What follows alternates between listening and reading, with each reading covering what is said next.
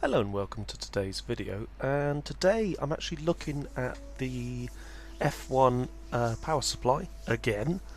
Seems to be never ending at the moment, but what I wanted to try was actually removing the bridge rectifier and also removing some of the, well, in fact all of that white insulation material from the main circuit board itself. I also wanted to do some continuity checks across various diodes that I've got access to on the primary side, including the bridge rectifier, and also additional diodes on the secondary side, so the side that's nowhere near as hot as the primary side. One of the first things I wanted to do though was to get rid of that infernal goo that was on the back of the machine, just in case that was causing any problems with contacts, and if it had become conductive for any reason, say if it absorbed moisture or something along those lines. So what I did was first off I tested the bridge rectifier in situ, and there were a couple of things that I learnt about bridge rectifiers after doing a bit of reading up. The first one is fairly obvious. The bridge rectifier actually contains 4 diodes, or certainly the bridge rectifier in this circuit does. The bridge rectifier diodes are mapped on this particular board, so you can see the flow of current as it should be going through the diodes. Once I removed the diode, I tested across each of the legs in flow of the current as it should be flowing through the rectifier. I noted that one of the diodes had 0 resistance.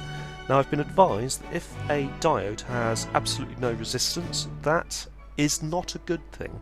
It means that there is a dead short. So what would theoretically happen is current could potentially flow in both directions, which you do not want on a diode.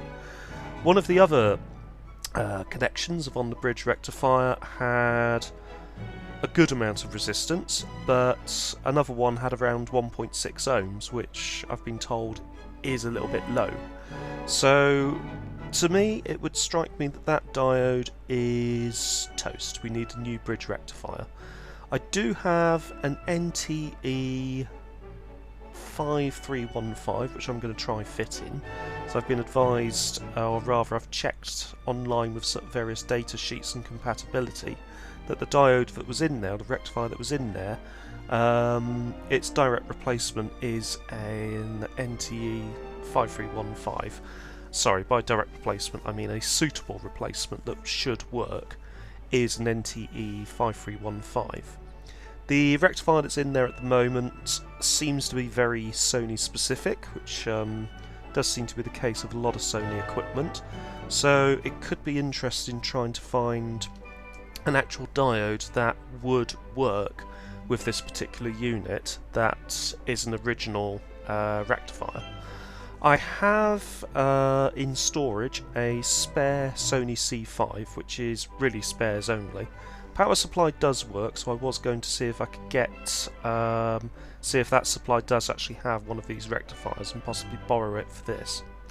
Anyway, that's an update on this particular project. Got a few more projects coming up. If you like this, don't forget to hit the like button, don't forget to subscribe, leave any suggestions, and I will see you next time. Thanks for watching, take care, and see you soon.